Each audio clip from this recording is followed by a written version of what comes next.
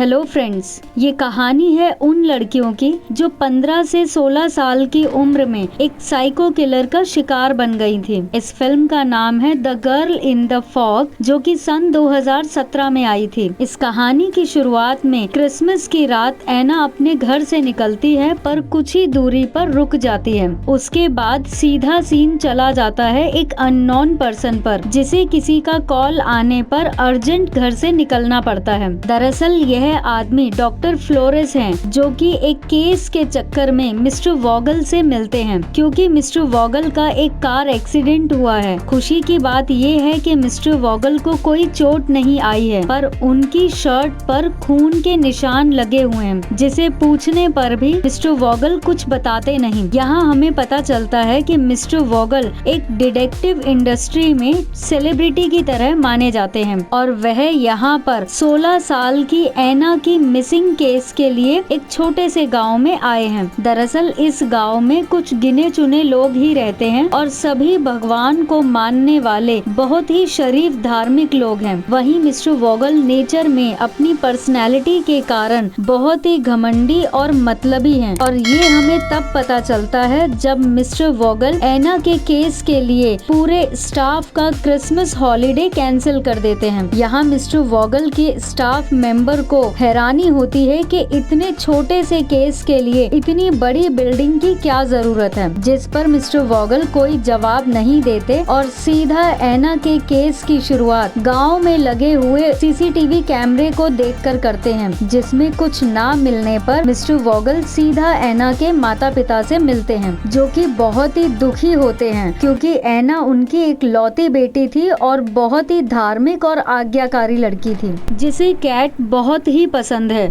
और अक्सर वह सबको अपने हाथ से ब्रेसलेट बनाकर गिफ्ट किया करती थी। यह सब जानकर मिस्टर वॉगल घर से बाहर निकलकर लगातार क्लैप करते हैं, जिससे वहां के आसपास के लोग सभी निकलकर बाहर आ जाते हैं, जिससे यहाँ पर मिस्टर वॉगल को पता चलता है कि एना को किडनैप करने वाला आदमी कोई जानकार ही था। जरूर वो किडनैपर एना को अच्छे से जानता होगा, लेकिन बहुत कोशिश करने पर भी जब मिस्टर वॉगल को कोई ठोस सबूत नहीं मिलता, तो मिस्टर वॉगल अपने चालाकी भरे तरीके अपनाते हैं। वह अपने स्टाफ मेंबर्स को व्हाइट पोशाक पहनाकर एक रैंडम जगह पर छानबीन करने के लिए बोल देते हैं, जिससे मीडिया उन सभी को फॉरेंसिक ऑफिशियल समझ लेती है, और यह छोटा सा केस देखते ही देखते बहुत बड़ा केस बन जाता है, और मीडिया की अटेंशन मिलने से इनका छोटा सा ऑफिस एक बहुत बड़ी टीम का रूप ले लेता है, जैसा कि मिस्टर वॉगल चाहते थे। यहाँ हमें ये भी पता चलता है कि मिस्टर वॉगल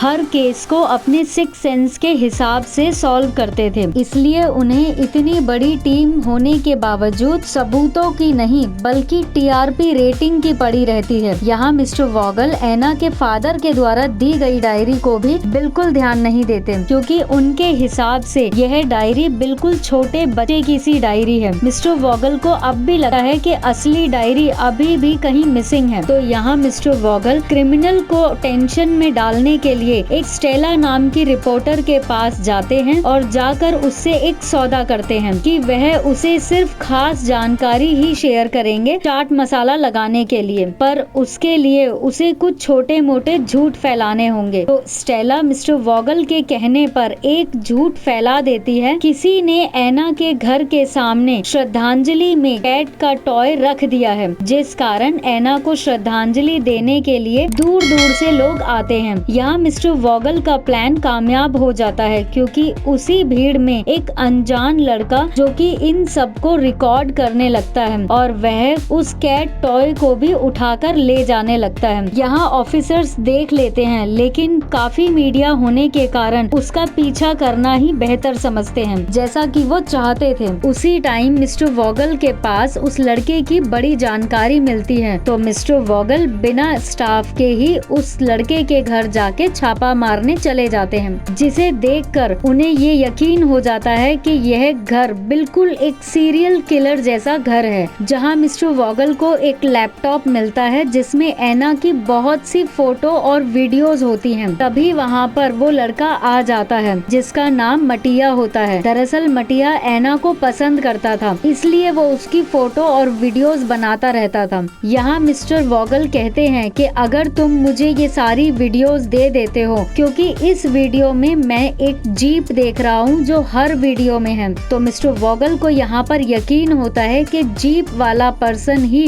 क्रिमिनल है। वह मटिया से सारी वीडियोस ले लेते हैं। उसके बाद सीन जाता है सीधा एना के प्रोफेसर मार्टिनी पर। उसी स्कूल में मटिया भी पढ़ा करता था, लेकिन जैसे ही प्रोफेसर स्कूल से बाहर निकलते हैं तो हमें वही जीप दिखाई देती है जो एना के केस में थी। दरअसल वह जीप प्रोफेसर मार्टिनी की ही है। यहाँ मार्टिनी अकेले ही अपनी फैमिली की जरूरतों को पूरा करते थे, लेकिन मीडिया के कारण सब लोग उन्हें दोषी समझ लेते हैं। उसके बाद जब वह अपने घर पहुँचते हैं तो उनकी वाइफ मोनिका भी उन्हें दोषी मान लेती है। तभी प्रोफेसर मार्टिनी पुलिस को कॉल करके कहते हैं कि एना के केस में जो जीप दिखाई जा रही है वो जीप मेरी है, बट मैंने कुछ भी ऐसा गलत नहीं किया है। लेकिन बाहर सारी मीडिया तभी आ जाती है। मार्टिनी जैसे ही बाहर निकलता है सभी लोग घेर लेते हैं और हाथापाई के साथ साथ कुछ लोग अंडा भी फेंक कर मार देते हैं। पर तभी वहाँ एक आदमी आकर उन्हें बचाकर अपनी कार में ले जाता है और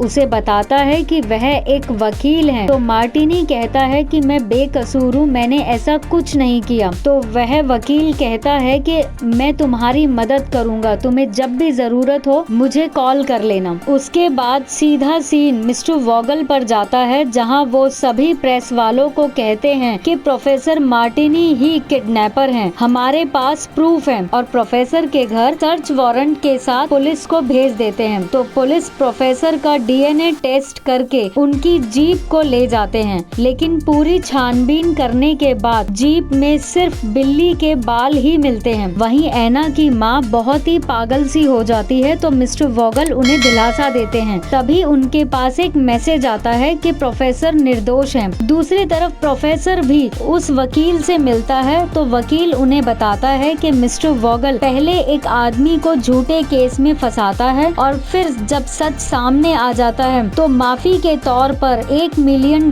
देकर केस को बंद कर देता है। दूसरी तरफ एक्स्ट्रा क्लासेस लेने के लिए लड़की भी प्रोफेसर के खिलाफ बोलती है। यहाँ प्रोफेसर के खिलाफ सबूत इकट्ठे होते जाते हैं तो उसकी वाइफ भी उसे गलत समझकर अपनी बेटी को लेकर वहाँ से चली जाती है, जिस कारण दुखी होकर प्रोफेसर मार्टिनी अपने जख्म को और गहरा कर देता है और पट्टी बांध लेता है। तभी उसे मिस्टर वॉगल का कॉल आता है तो वह उससे मिलने चला जाता है। तो प्रोफेसर मिस्टर वॉगल से कहता है कि मैंने कुछ नहीं किया, आप मेरे पीछे क्यों पड़े हो। तो मिस्टर वॉगल उसे कहते हैं कि मैं तुम्हें सजा दिला के रहूंगा। यह सब सुनकर प्रोफेसर वहाँ से चला जाता है, पर उसकी चोट का निकलता हुआ खून वहीं टेबल पर लगा रह जाता है, जिसका फायदा मिस्टर वॉगल उठा लेते हैं। वहाँ प्रोफेसर भी घर जाकर शेव क्लीन कर लेता है जैसा कि उसकी वाइफ चाहती थी। यहाँ मिस्टर वॉगल को जंगल में छानबीन के दौरान एना का स्कूल बैग मिलता है तो मिस्टर वॉगल सीधा प्रोफेसर की क्लास में जाकर उसे अरेस्ट कर लेता है, क्योंकि एना का बैग मिल गया है और जिस पर तुम्हारा खून लगा हुआ है। उसके बाद सीधा सीन मिस्टर वॉगल के ट्रीटमेंट पर चला जाता है, जहाँ मिस्टर वॉगल डॉक्टर फ्लोरेस से कहते हैं कि आप इतने बड़े डॉक्टर हैं, फिर इस छोटे से गांव में क्यों रहकर अपना समय बर्बाद कर रहे हो। तो डॉक्टर कहता है कि ये गांव वाले मेरे अपने हैं और मैं यहाँ पर इनकी मदद के लिए रहता हूँ। तभी केस क्लोज करने के बाद मिस्टर वॉगल वहाँ से जाने की तैयारी करते हैं। तो जिस नंबर से मैसेज आया करता था उसी नंबर से उस टाइम कॉल आ जाता है। तो वह लड़की लैपटॉप में फॉगमैन सर्च करने को कहती है। दरअसल फॉगमैन 30 साल पहले एक सीरियल किलर की न्यूज होती है जिसमें 6 सुनहरे बालों वाली लड़कियों को मारा गया था। तो मिस्टर वॉगल सीधा उस लेडी से जाकर मिलते हैं जो कि व्हील चेयर पर होती है। तो वह कहती है कि जरूर एना को भी इसी फॉगमैन ने मारा है क्योंकि एना के बाल भी सुनहरे थे। और वह यह भी कहती है कि प्रोफेसर जरूर निर्दोष है। वो कहती है दरअसल जैसे ही प्रोफेसर को आपने अरेस्ट किया था तभी मेरे पास ये डायरी आई थी जो कि लॉक है और मैंने खोली नहीं। तो वो डायरी मिस्टर वॉगल खोल कर देखते हैं जिसमें एना के बॉयफ्रेंड ओलिवर का पता चलता है। इसीलिए एना अपने हाथ पर हमेशा ओ बनाकर रखती थी। मिस्टर वॉगल को उस डायरी में वॉगल के नाम से एक पोस्ट कार्ड भी मिलता है और उसके पीछे एक फोटो भी मिलती है। तो मिस्टर वॉगल उस फोटो वाली जगह पर जाकर खोद कर देखते हैं तो उन्हें एक कैसेट मिलता है और फिर जब वह अपने घर जाकर उस कैसेट को देखते हैं तो उसमें एक आदमी मास्क पहने हुए एना को ड्रग्स देकर बिठा कर रखता है और वह किसी होटल में उसकी वीडियो बना रहा है। तो मिस्टर वॉगल सीधा उस होटल में जाकर छानबीन करते हैं। तभी उन्हें सारी बात समझ आती है कि यह एक प्लान है उन्हें फंसाने का। तो जैसे ही वो उस कैसेट को तोड़ने लगते हैं तभी वहाँ सभी रिपोर्टर्स आ जाते हैं और मिस्टर वॉगल को अरेस्ट कर लेते हैं। यहाँ मिस्टर वॉगल खुद अपने ही जाल में फंस जाता है। तभी सीन सीधा डॉक्टर के पास चला जाता है जिसमें मिस्टर वॉगल वहाँ लगी हुई मछलियों के बारे में पूछते हैं। तो वह बताते हैं कि यह बहुत पुरानी और भयानक यादें हैं। जब मैं मछली पकड़ा करता था तब मुझे अस्थमा का अटैक आया था। तो एक तरफ वो मछली पड़ी हुई तड़प रही थी तो दूसरी तरफ मैं भी तड़प रहा था, लेकिन भगवान की दया से मैं बच गया। इसलिए तब से मैंने मछली पकड़ना छोड़ दिया। यहाँ प्रोफेसर बेगुनाह साबित हो जाता है और मिस्टर वॉगल का करियर खराब हो जाता है और मिस्टर वॉगल की जगह असिस्टेंट ले लेता है और कहता है कि एना का खून फॉगमैन ने किया है। उसके बाद दूसरे इंटरव्यू में मिस्टर वॉगल और मिस्टर प्रोफेसर को बुलाया जाता है जहां वॉगल प्रोफेसर के हाथ पर ओ बना हुआ देख लेते हैं कि रियलिटी में प्रोफेसर ही किडनैपर है। दरअसल उसे न्यूज के जरिए पता चला था कि किस तरह मिस्टर वॉगल ने निर्दोष साबित होने पर $1 मिलियन दिए थे। जिसके बाद प्रोफेसर ने फॉगमैन के बारे में सर्च करने के बाद मटिया के फोन में एना की फोटो को देखकर एक प्लान बनाया कि मटिया जब भी एना की वीडियो बनाएगा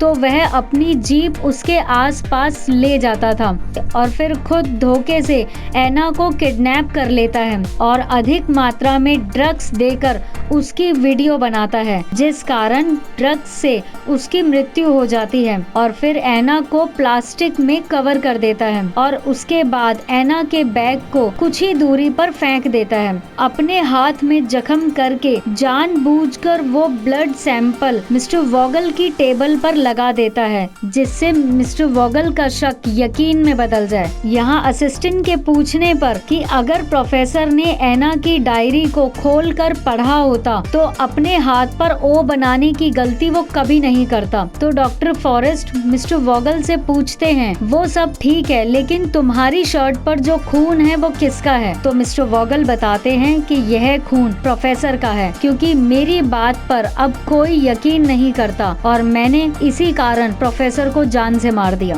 यहाँ सारा केस सॉल्व हो जाता है लेकिन आखिरी में हमें एक सच का और पता चलता है कि डॉक्टर फ्लोरेस ही फॉगमैन है, जो हमें उसके पास रखे हुए 6 लड़कियों के बालों को देख के पता चलता है। तो कैसी लगी आपको ये हमारी फिल्म? अगर आपको पसंद आए तो लाइक, शेयर एंड सब्सक्राइब करना नहीं भूलिएगा। धन्यवाद।